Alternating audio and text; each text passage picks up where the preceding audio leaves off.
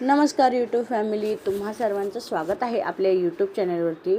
मित्रांनो आणि मैत्रिणींनो, गेल्या काही दिवस मी कामानिमित्त गावी असल्यामुळे मला आपल्या चॅनलवर व्हिडिओ अपलोड करायला जमलं नाही. त्यासाठी मी तुम्हा सर्वांची अगदी मनापासून माफी मागते आणि इथून पुढे आपले व्हिडिओ रोज पोस्ट होतील याची खात्री देखील देते. आणि हो, तुम्ही जर आपल्या चॅनलला अजूनही लाईक, शेअर आणि सबस्क्राईब केलं नसेल तर आत्ताच करा. वळूया आपल्या आजच्या भागाकडे. रियांश यशला सांगून एक कार मानवीच्या मागे पाठवतो, ज्यामुळे ती सुखरूप अनाथाश्रमात पोहोचेल. यशला खूपच आश्चर्य वाटत होतं की त्याचा बॉस एखाद्या मुलीसाठी एवढा कन्सर्न का दाखवतोय. मानवी थोड्या अंतरावर जाऊन रस्त्यावरच गुडघ्यावर बसते आणि मोठमोठ्याने ओरडू लागते, का माझ्यासोबतच हे सर्व का? मला माझ्या आईवडिलांपासून दूर केलंस तरीही मी शांत राहिले. ज्या आश्रमाला मी घर मानलं त्याला पाडण्यासाठी वारंवार कोणी ना कोणीतरी घाव घालतंय, पण तरीही मी खंबीरपणे उभी राहिले.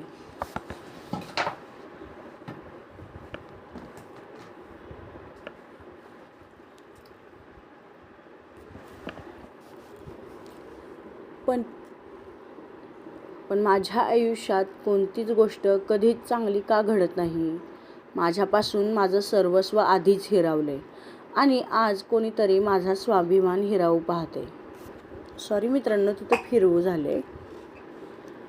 आणि आज कोणीतरी माझा स्वाभिमान हिरावू पाहत होतं. हे सर्व माझ्याच बाबतीत का?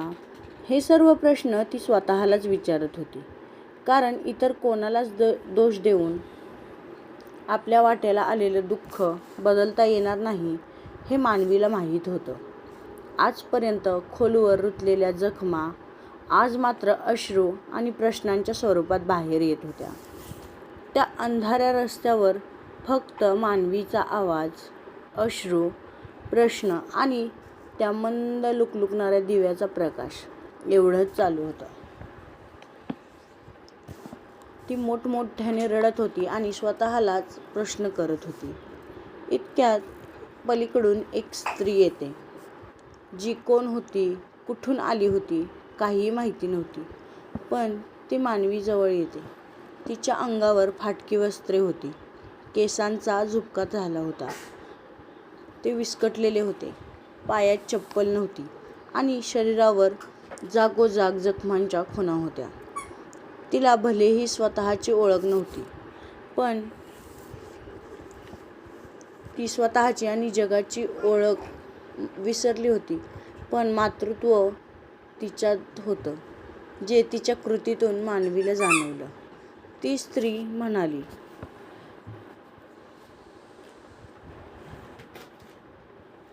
रडू नको बाळा. रडण्याने फक्त तुला त्रास होणार आहे, तुला त्रास देणाऱ्याला नाही. प्रत्येकाचं नशीब जन्मताच लिहिलं जातं.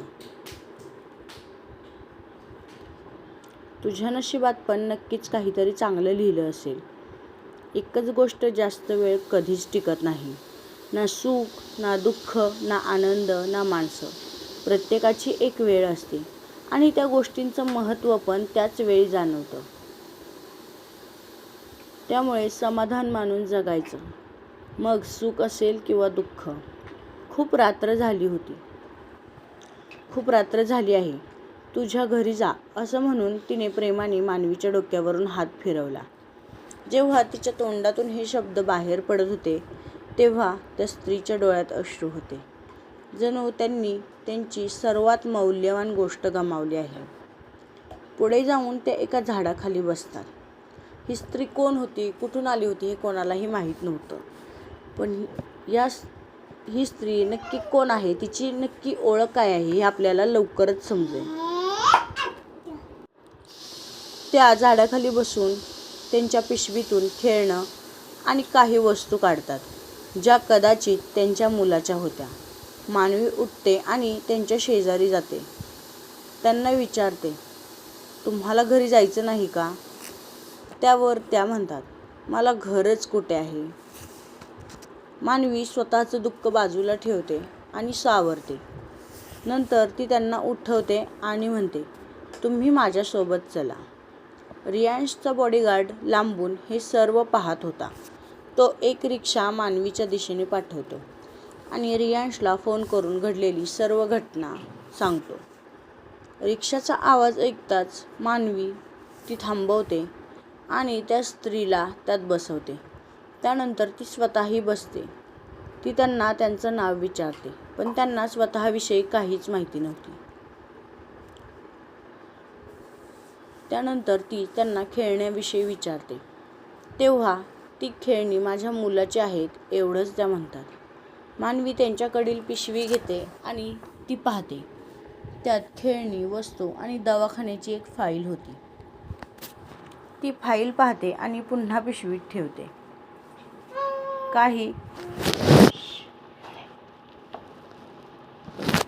काही वेळातच रिक्षा आश्रमासमोर थांबते.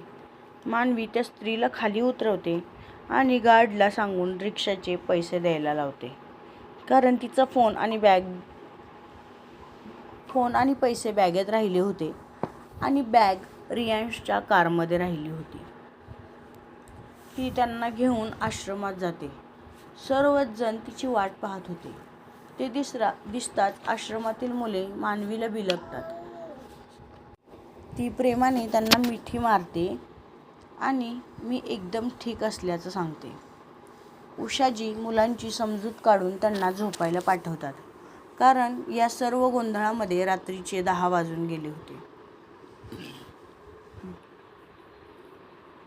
मुले आत जाताच उषाजी मानवीजवळ येतात आणि तिचे डोळे का सुजलेत असं विचारतात.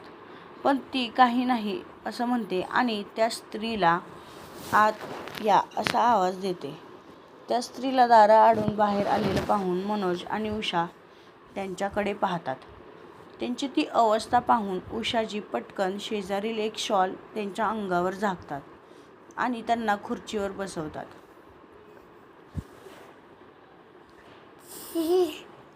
त्यानंतर त्या मानवीला त्यांच्याविषयी विचारतात. मानवी त्यांना सर्व हकीकत सांगते. त्यानंतर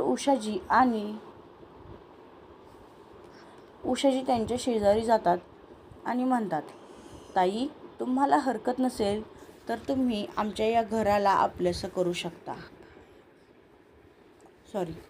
तुम्हाला काही हरकत नसेल तर तुम्ही आमच्या या घराला आपलंसं कराल, आमच्यासोबत राहाल. हे ऐकून ती स्त्री मानेनेच होकार देते.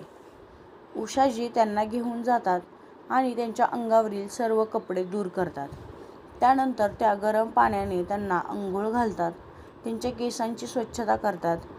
काही वेळातच उषाजी त्यांना घेऊन बाहेर येतात. मानवी आणि मनोजजी त्यांच्याकडे एकटक पाहतात. त्या स्त्रीचे सौंदर्य अगदी खुलून दिसत होतं.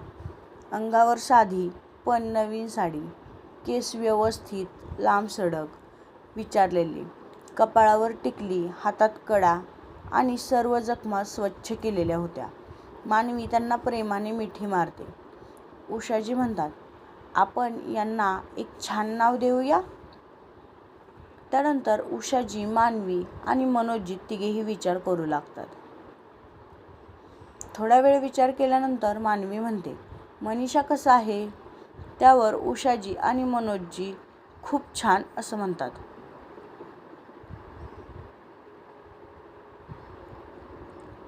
उषाजी त्यांना म्हणतात, आजपासून तुम्ही मनीषा आहात.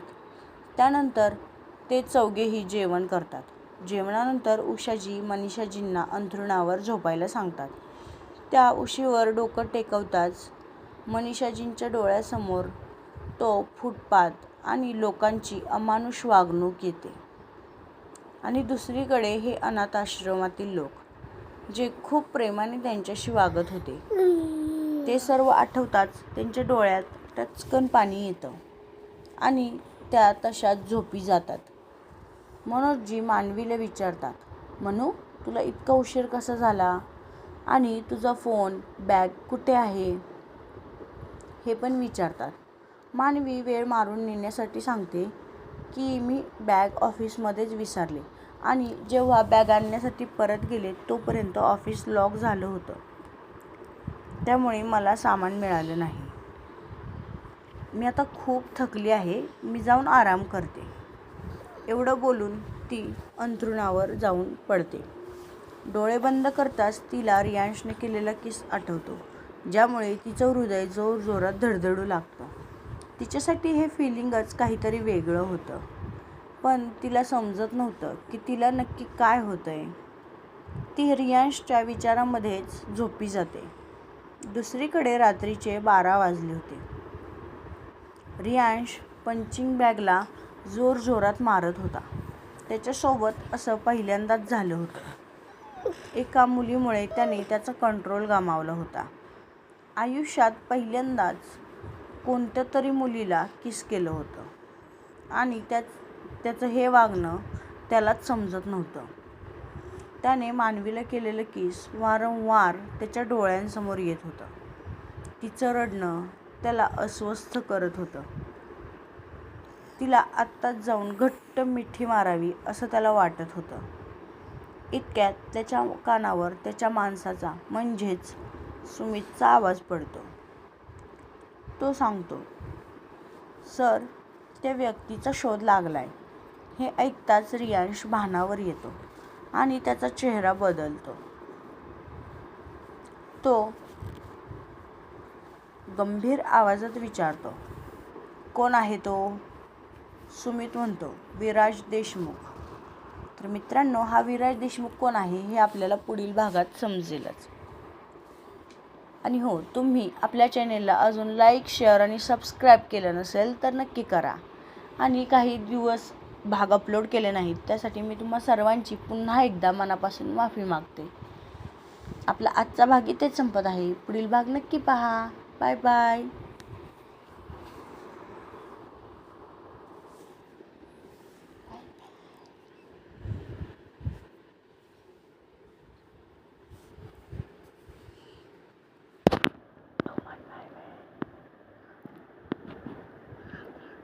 आई